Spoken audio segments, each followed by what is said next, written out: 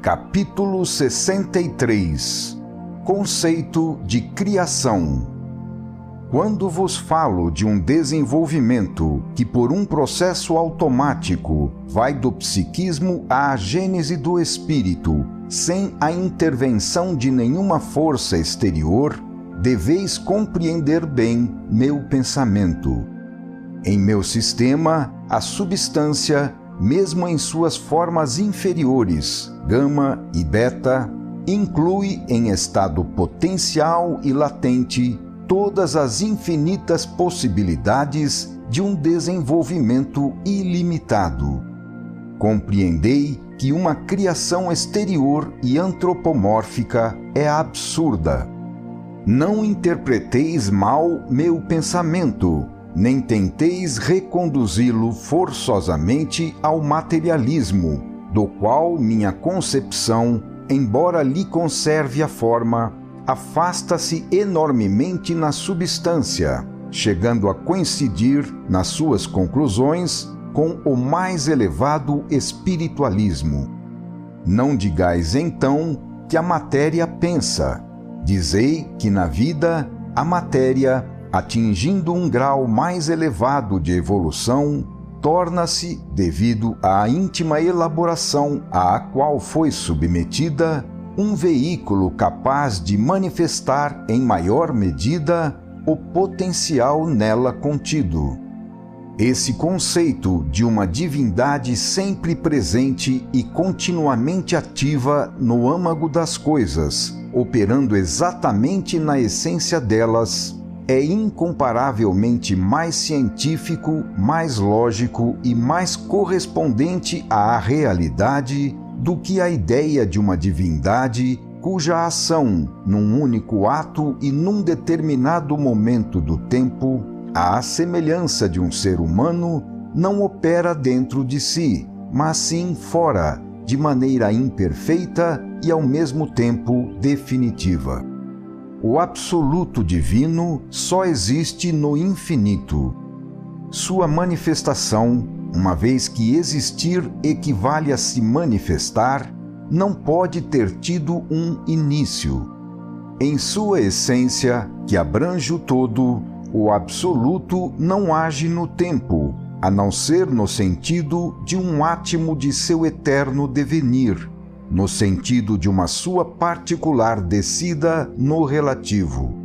É nesse sentido que devem ser entendidas as Escrituras, e somente assim elas são compreensíveis. Além disso, o fato de verificardes um transformismo incessante e uma suscetibilidade de aperfeiçoamento progressivo em todas as coisas vos fala claramente de uma criação progressiva, entendida como manifestação gradativa do princípio divino no mundo concreto e sensório dos efeitos. O conceito de prodígio, com a finalidade de correção e de retoque, é inerente apenas à fraqueza e à relatividade humanas, razão pela qual não pode ser aplicado ao absoluto e à divindade. A perfeição da lei não pode ser alterada para proporcionar espetáculos ao homem. O milagre, compreendido como violação e refazimento de leis, constitui não uma prova de poder, mas sim um absurdo que somente pode existir na ignorância humana. Não tomeis justamente esse consenso de vossa fraqueza como base apologética das religiões, porque com tal disparate, ao invés de reforçar, diminuís a fé. Como podeis ver, tudo o que existe provém de um princípio que, agindo sempre de dentro para fora e não de fora para dentro, encontra-se oculto no íntimo mistério do ser, cuja existência é manifestação e expressão daquele princípio. Igualmente antropomórfica é a ideia do nada, conceito inadmissível no absoluto.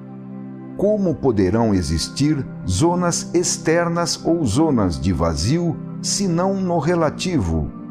A indestrutibilidade e a eternidade da substância, fato que verificais, vos demonstra o absurdo desse nada, que é apenas uma pseudo-ideia. Deus é o absoluto e, como tal, não pode ter contrários, pontos externos ou qualquer das características do relativo. Suas manifestações não podem ter princípio nem fim. No relativo, podeis colocar uma fase de evolução, mas não o eterno devenir da substância. No finito, podeis colocar-vos a vós mesmos e os fenômenos de vosso concebível, mas não a divindade e suas manifestações. Portanto, podeis denominar como criação um período do devenir, e somente nessa condição falar de princípio e de fim. É nesse sentido que falam as revelações. Compreendei-me, pois, e não vos escandalizeis com este conceito religiosíssimo da gênese do Espírito. Ao contrário daquela fórmula necessária à tradição mosaica, para que os povos primitivos pudessem compreender, o Espírito não constitui um princípio infuso de fora, mas sim um desenvolvimento a partir de dentro, uma exteriorização daquele centro profundo, no qual deveis comprovar a existência da essência das coisas e o porquê dos fenômenos. Deus é a grande força, o conceito que age no íntimo das coisas e que desse íntimo expande-se num aperfeiçoamento progressivo ao longo dos períodos do relativo, manifestando gradativamente a sua perfeição. O universo permanece sempre obra maravilhosa dele. Todas as criaturas são sempre filhas dele.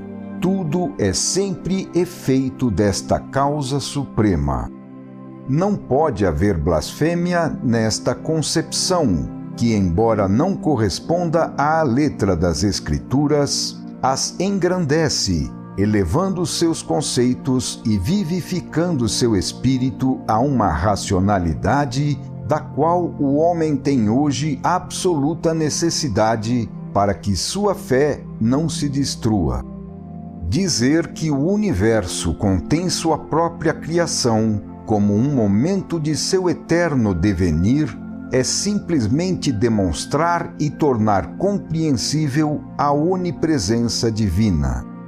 Tudo tem que reentrar na divindade, pois caso contrário, ela constituiria uma parte e, portanto, seria incompleta. Se existem forças antagônicas, isto só pode ocorrer no seio da divindade, no âmbito de sua vontade, como parte do mecanismo do seu querer no esquema do todo. É verdade que a obra humana também é a manifestação e a expressão de um pensamento interior que se exterioriza como realização, tal como na criação. Porém, embora isso justifique a concepção antropomórfica, não leveis tal paralelismo ao extremo de conceber uma cisão, uma duplicidade absoluta entre divindade e criação. Isto não pode ocorrer neste meu monismo. O conceito de divindade não pode ser limitado a um ou a outro aspecto, pois tem que abranger a máxima extensão do concebível e muito mais. Não receais diminuir a grandeza de Deus, dizendo que Ele é também o universo físico, porquanto esse universo é apenas um átimo do eterno devenir em que a divindade se manifesta. Onde vossa concepção é mais particular e relativa, o meu conceito tende a manter o todo compacto numa visão unitária, fazendo ressaltar os vínculos profundos que ligam princípio e forma. Ao longo do caminho das verdades progressivas, esta concepção continua, aperfeiçoa e eleva a vossa.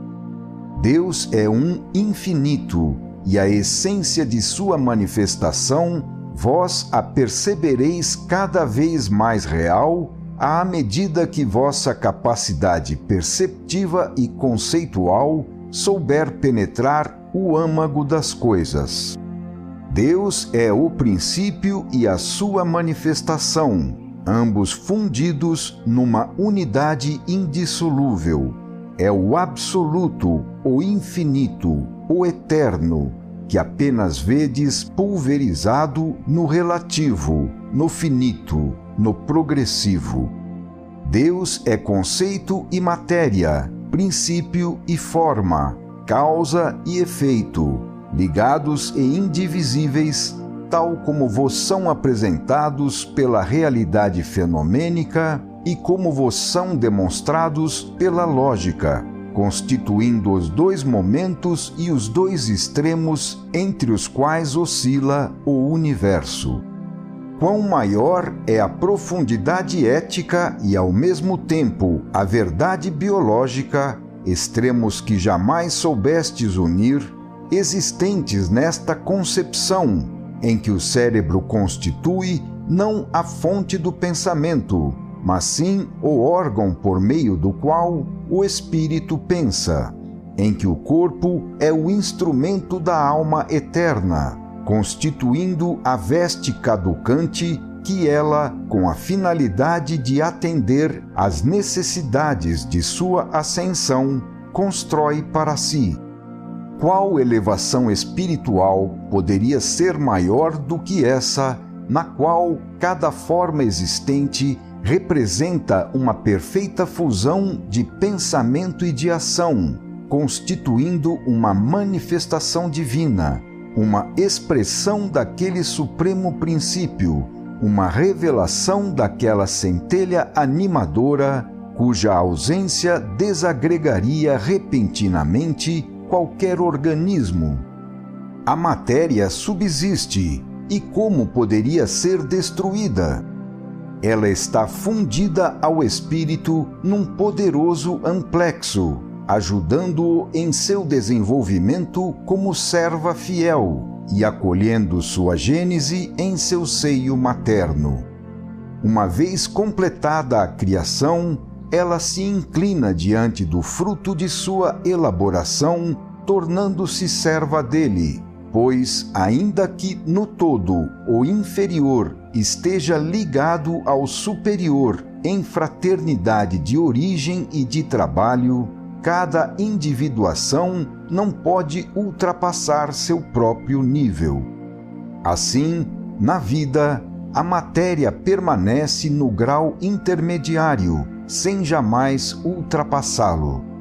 Deveis ainda compreender que matéria, energia, vida e consciência, toda essa florescência incessante que se projeta do âmago para fora, não resulta de uma absurda gênese pela qual se possa, a partir do menos, desenvolver o mais, ou se possa, do nada, criar automaticamente o ser.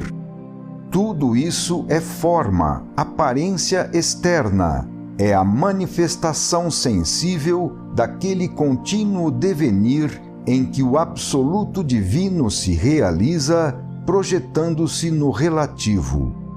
Não penseis que os movimentos vorticosos, originados na vida pela transformação da estrutura atômica, contenham e desenvolvam o espírito e o vosso pensamento, mas sim que eles constituem uma ordem mais complexa, à qual a matéria se submete a fim de manifestar o princípio que a anima e de corresponder ao impulso interior que a impele sempre a evoluir. Final do capítulo 63.